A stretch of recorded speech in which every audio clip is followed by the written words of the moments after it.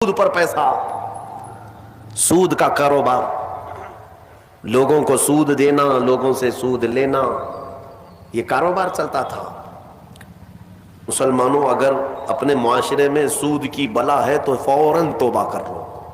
میرے آقا صلی اللہ علیہ وسلم کا فرمان عالی شان ہے، جس نے سود کا ایک لقمہ کھایا وہ گناہ اتنا بڑا ہے کہ جیسے کہ کعبے کے سامنے اس نے اپنی ماں سے زنا کیا۔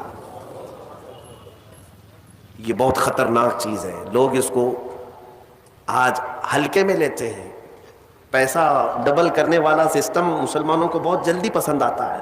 کوئی بھی آ جائے کمپنی، چیٹ فنڈ کمپنیاں صرف مسلمانوں کے محلے میں ہی کامیاب ہوتی ہیں، باقی جگہ نہیں۔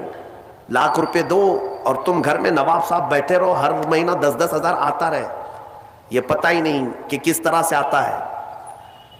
تمہارے گھر میں آنے والا ایک لقمہ بھی تمہاری تحقیق کے بغیر نہیں آنا چاہیے، تم مسلمان ہو۔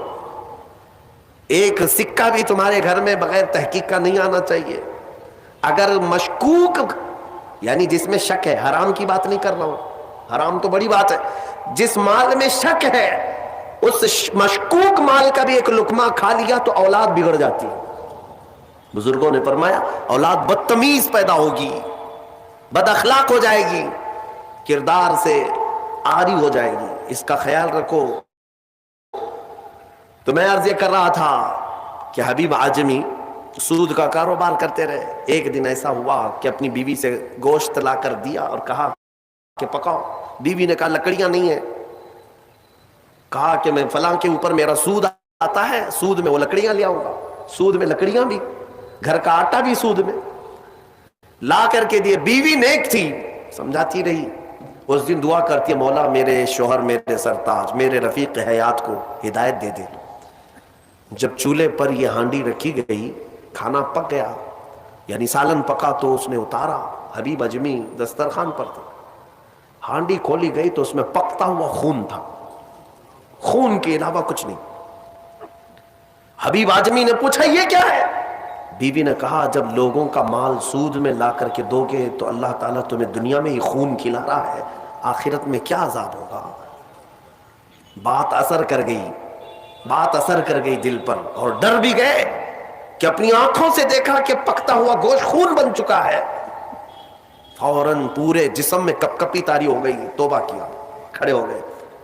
گھر سے باہر نکلے تو راستے سے جا رہے تھے، بچے جو کھیل رہے تھے، ایک بچے نے پکار کر کہا اے بچے ہٹو، یہ سود خور آ رہا ہے، اس کی چھاؤں کہیں ہم پر پڑ گئی تو ہم برے ہو جائیں گے۔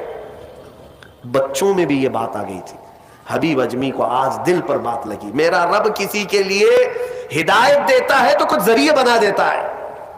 حبیب اعجمی اب رونے لگ گئے کہ میں اس قدر خستہ ہوں، اس قدر بدنام ہوں کہ بچے میری چھاؤں سے بھاگ رہے ہیں۔ اب سوچا کہ اب میں سود نہیں لوں گا اور نہ ہی اس کاروبار میں، سب کو چھوڑ دیا۔ لیکن اب مسئلہ یہ تھا کہ بچپن شروع سے کوئی کام کرنے کی عادت نہیں تھی۔ پیسہ دینا ہے، مارکیٹ میں گھما کر کے بڑا کر کے لانا ہے، کام کرنے کی عادت نہیں تھی، فن نہیں تھا، ہنر معلوم نہیں تھا، اب کمائیں تو کیسے کمائیں۔ سوچا کہ اب اس چیز کو چھوڑ دیا ہوں، تو بیوی سے آ کر کے کہا میری رفیق حیات میں نے توبہ کر لیا ہے، میں نے توبہ کر لیا، آج کے بعد سے یہ سود کی طرف میں ہاتھ بھی نہیں بڑھاؤں گا۔ بیوی سجدہ شکر ادا کرتی اور کہتی ہے میرے رفیق، اے میرے زندگی کے ساتھی، اب فکر مت کرنا، میں تم سے کسی چیز کا مطالبہ نہیں کروں گی، آدھی روٹی بھی لاؤ میں صبر کروں گی، آدھی روٹی بھی آئی تو میں صبر کروں گی، اس لیے کہ آپ حلال رزق کی طرف جا رہے ہیں۔ کاش ہماری عورتیں ایسی ہوں جو اپنے شوہر کو سیدھے راستے پر لانے کا سبب بن سکے، ورنہ بہت ساری عورتوں کے مطالبات کی وجہ سے مرد حرام کاریوں میں پڑ گئے۔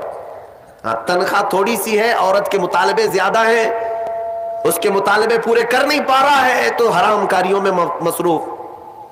بہت سارے مردوں کے بگڑنے کی وجہ ان کی عورتیں بنی ہیں، اور جب پورا نہیں کر پاتے اور پیسہ بھی نہیں مل پاتا تو پھر نشے کی عادت لگ جاتی ہے، ٹینشن سے مکتی چاہیے، جو روز عورت مجھے گھر پہ جاتی پریشان کرتی ہے۔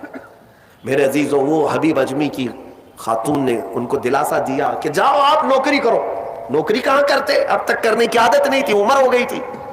سیدھے گئے، ایک دیہات چھوٹا گاؤں تھا، اس گاؤں کی ایک مسجد تھی, مسجد کے اندر جا کر بیٹھ گئے, دن بھر بیٹھے رہے, نمازیں پوری پڑھ لی, عشاء کا وقت ہو گیا, نماز پڑھ کر کے اللہ کی بارگاہ میں رونے لگے, مولا کام کا آدمی نہیں ہو, اب تک کیا نہیں, اب میں اپنے گھر کیسے چلا ہوں, تو میرے لیے کوئی انتظام فرما. رات کے وقت آئے, بیوی نے پوچھا کوئی نوکری ملی؟ کہاں مل گئی ہے, نوکری مل گئی ہے, بہت ہی اچھی جگہ پر ایک بادشاہ ہے, اس کے ہاں خدمت پر میں لگ گیا. کہا بہت اچھی بات ہے. دوسرے دن پھر گئے, اسی مسجد میں بیٹھے رہے, رات کو آئے, بیوی نے پوچھا کچھ اجرت ملی آج, جس بادشاہ کے ہاں کام کر رہے ہو تمہاری نوکری پر کچھ تنخواہ ملی؟ کہا نہیں, بادشاہ نے کہا ہے کل دے دوں گا. اپنی بیوی کو ٹال رہے تھے, اپنی بیوی کو ٹالنے کے لیے بول دیا ایسی کہ نوکری کر رہا ہوں, کہا کہ کل دینے کا وعدہ کیا ہے. پھر تیسرا دن آیا, تیسرے دن بھی وہ اسی مسجد میں رات گزار کر آئے. بیوی نے پھر پوچھا کچھ اجرت ملی؟ کہا نہیں آج بھی نہیں دیا بادشاہ نے, کہا کل دے دوں گا. چوتھا دن آیا, چوتھا دن بھی مسجد میں گزار کر آئے. حالانکہ بیوی نے صبر کا دامن ایسا پکڑی رہی اور کہنے لگی مجھے کوئی جلد بازی نہیں ہے, جب آئے گا تب کھائیں گے. 4 دن ہو گئے, آج پھر رات کو بیوی نے پوچھا کچھ تنخواہ ملی؟ گھر کیسے چلے گا, 4 دن سے چولہا نہیں جلا گھر پہ. کہا آج بھی بادشاہ نے نہیں دیا, کہا کل دوں گا, روز کل روز کل. 5 دن گزر گئے. اس کے بعد وہ 5ویں دن ایسی ان کی کیفیت تھی کہ اب رات جب بہت زیادہ ہو گئی تو گھر کی طرف پلٹ رہے تھے, پاؤں بوجھل ہو گئے. پھر بیوی پوچھے گی آج تنخواہ ملی؟ روز جھوٹ بول رہا ہوں, روز جھوٹ بول رہا ہوں, مجھے کون تنخواہ دے گا؟ آج کیا بولوں اپنی بیوی کو, اپنی شریک حیات کو. جب وہ واپس پلٹے تو آج رات کو اپنے گھر کے باہر ہی دیکھتے گھر میں خوب اجالا ہے, گھر میں روشنی ہے. گھر کی طرف آگے بڑھتے بڑھتے آئے, میری بیوی سوئی نہیں, انتظار میں ہوگی, پوچھے گی کیا اجرت ملی, تنخواہ ملی. لیکن جیسے ہی گھر کے اندر گئے, بڑا سا دسترخوان بچھا ہے, ہر قسم کے کھانے لگے ہوئے, کھانے لگے ہوئے ہیں. حیرت میں آ گئے, 5 دن کے کمانے کا کوئی ذریعہ نہیں, میری بیوی کے پاس بھی اتنا مال نہیں, یہ کہاں سے آیا دسترخوان؟ بیوی کو جلال میں پوچھنے لگے یہ دسترخوان کہاں سے آیا, یہ کھانا کیسے آیا؟ بیوی کہتی ہے کیا مذاق کرتے ہیں آپ, کیا مذاق کرتے ہیں آپ؟ آپ جس بادشاہ کے ہاں کام کرتے ہیں وہاں کا ایک سپاہی آیا تھا, وہی دسترخوان لے کر آیا اور سارا کھانا اسی نے دیا ہے, اور یہ مجھے کہہ کر گیا ہے اے خاتون تیرا شوہر رات میں آئے تو اسے کہہ دینا یہ تو